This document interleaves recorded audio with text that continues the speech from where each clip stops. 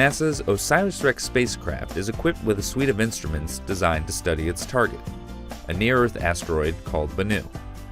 One such instrument is called REXIS, the Regolith X-Ray Imaging Spectrometer. That complex name matches its complex task. REXIS is something completely different than the rest of the instruments aboard OSIRIS-REx. And that's because REXIS will detect elements, the individual atomic elements that make up this asteroid. Everything else is mapping the geology or the interior or even the mineral structure. And we are at the most fundamental level looking at what this asteroid is made out of. REXIS works off of how the sun's X-ray light interacts with the surface material covering Bennu. Atoms on the asteroid absorb these X-rays, causing their electron levels to temporarily change and emit their own X-rays. These re-emitted X-rays have a specific energy that tells us about the atom that they came from. This process is called fluorescence, but you can think of it like a glow.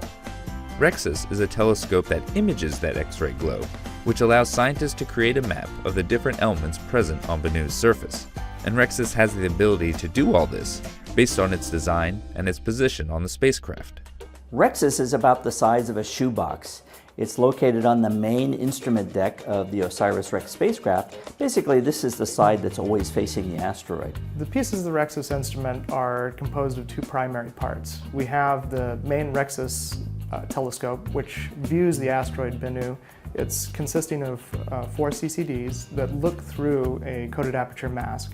The coated aperture mask is just a stainless steel plate with a number of holes that are known to us.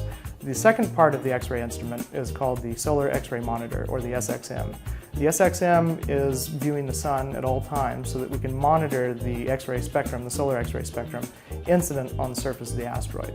The Solar X-ray Monitor lets us calibrate out the day-to-day, even the hour-to-hour variations in the X-ray flux that comes from the sun. So like your digital camera or camera phone, the main spectrometer uses a light sensor, known as a CCD, or charge-coupled device. In this case, there are 4 of them, and they're only sensitive to X-ray light. Before the X-ray photons from Bennu are detected by the CCDs, however, they pass through a mask with a random pattern of open and closed holes.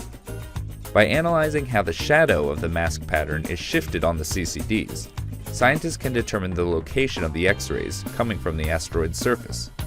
This is how REXIS images Bennu. And one surprising aspect of the REXIS instrument is the team that built it, students from MIT and Harvard.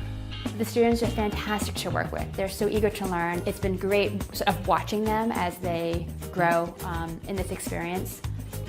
And I think they've come with some interesting ideas and some ways of looking at it that we may not have had we been someone who's been doing this for years and years and years. Other missions have had X-ray spectrometers on board, but not nearly the level of sensitivity and sophistication of REXIS. This really is a new generation, a next generation in X-ray imaging for planetary science, and it's all being done by students.